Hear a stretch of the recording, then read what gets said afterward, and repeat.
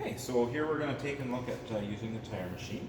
A little bit of a challenge with these low profile rims, so it's going to be a little bit more of some intricate procedures than what's maybe normal with a tire with a little bit bigger sidewall. Okay, so but it's great, good that we can see that.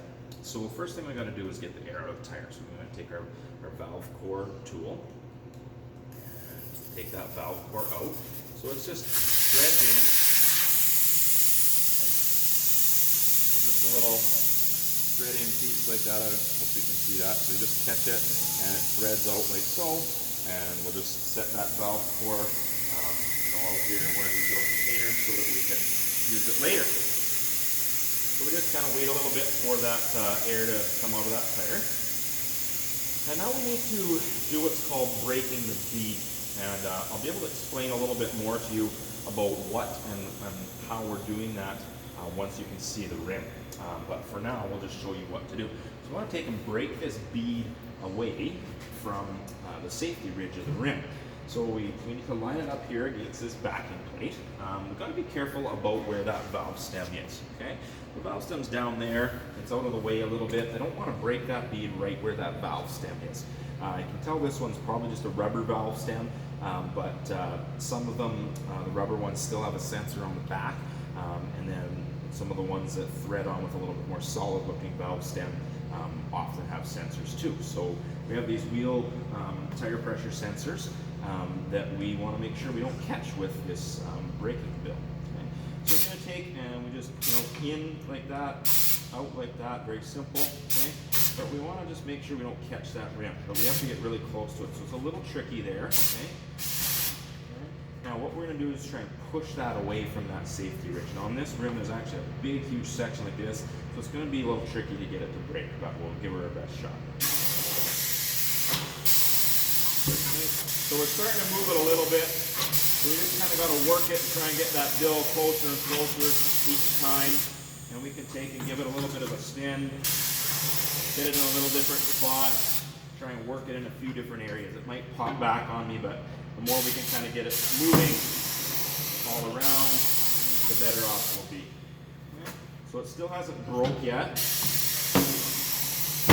There, you can see that big top there. So that's pushed it away, all the way down from the safety ridge and getting into that drop center. Okay. And I want to make sure that it's let go all the way around.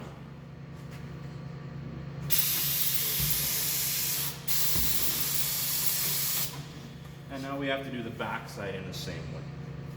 So we're going to take and break that back side.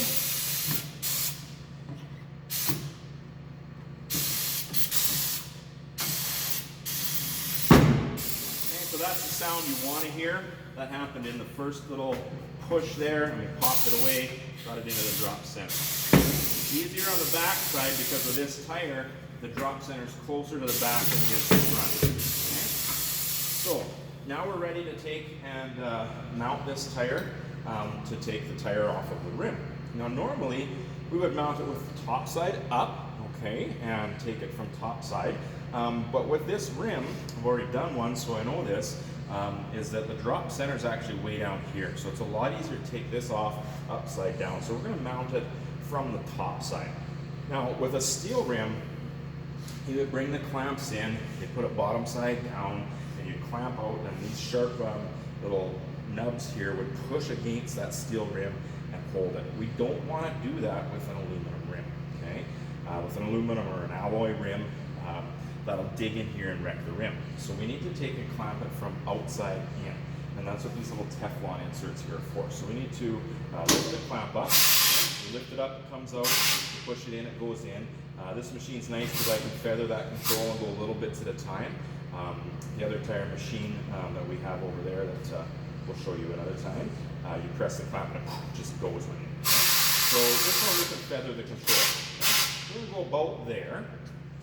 What we're going to be doing is setting those clamps here on the tire, and then we have to kind of push down enough so we can let them come into here without pinching the tire and catch the outside of that rim.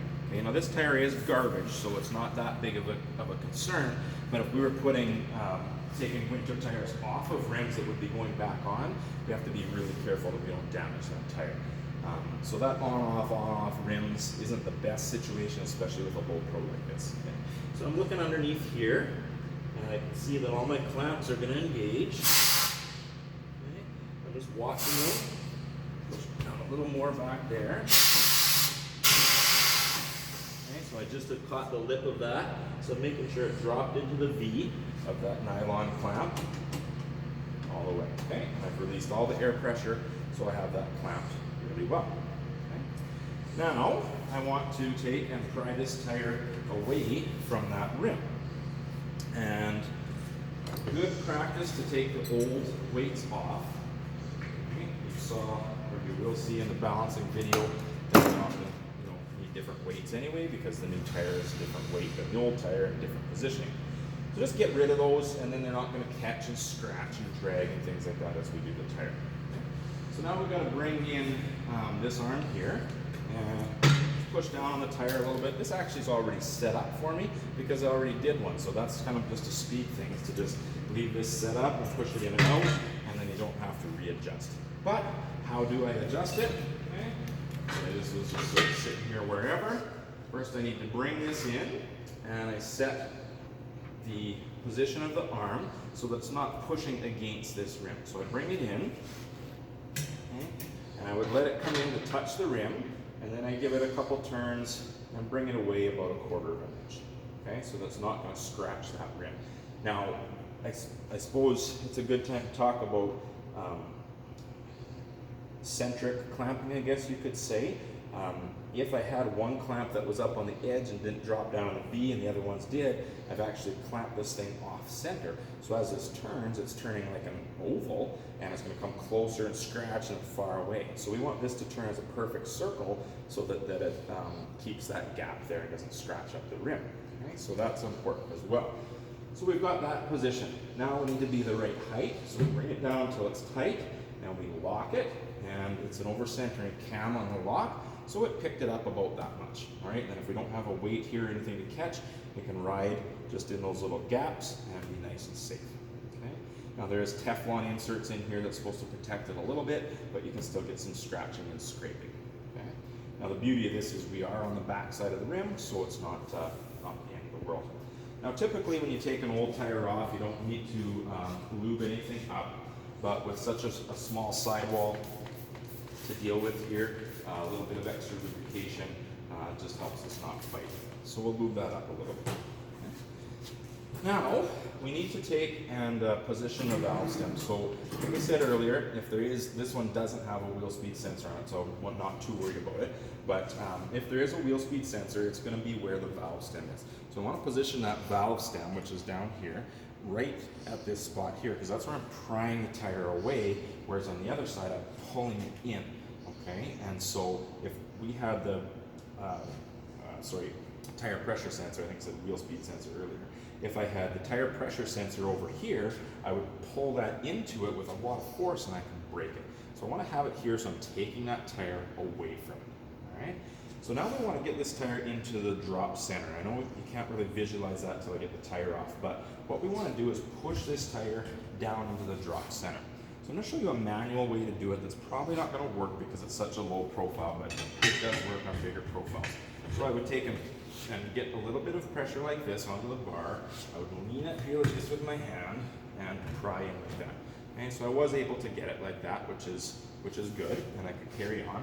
But I'll show you another way. Okay, so I could go in here like this, and if you can't get this down by hand, you can use this robo arm here. Okay.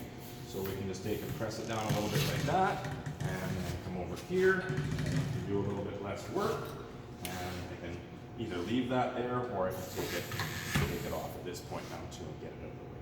Okay? So essentially what we're trying to do is we have the same size of circle on the bead of the tire as the bead seat area of the rim. Okay? So we can't stretch this. We have to take and get it into this drop center, which is this carved out area, so we can walk it off. Okay? So what we're watching for when we do this is that it is down in that drop center. If it's still up high and we're trying to stretch it, we're just going to put a ton of pressure on here and start cutting and ripping this tire. Okay? So that's what we're looking for. Okay? So now we're going to take and rotate it. So I'm just going to give it little shots. Eventually I can get this bar out of here. Okay, I can just kind of ride around with you until it comes out easy. And you can see that it's coming off nice and easy, and this tire is still down here in the drop center. Okay?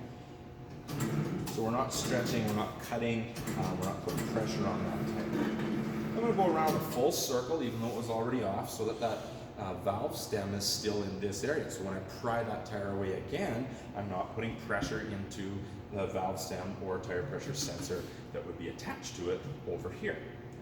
So now we're going to repeat the process and do the upper bead. Okay, so I say upper bead because the tire is upside down. Normally you would say, okay, let's do the bottom bead.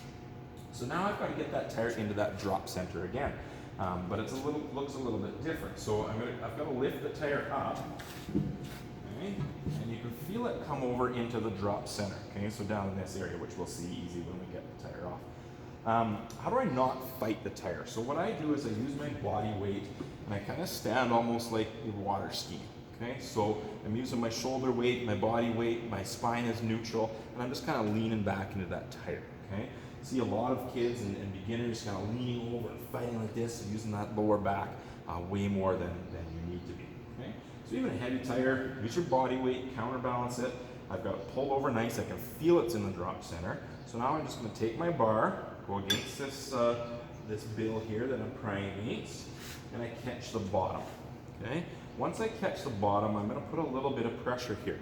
Now I'm not using much force, and I'm just using my body weight again to lean on this bar, and that's going to keep this tire into that drop center. Now I'm going to switch my hand position.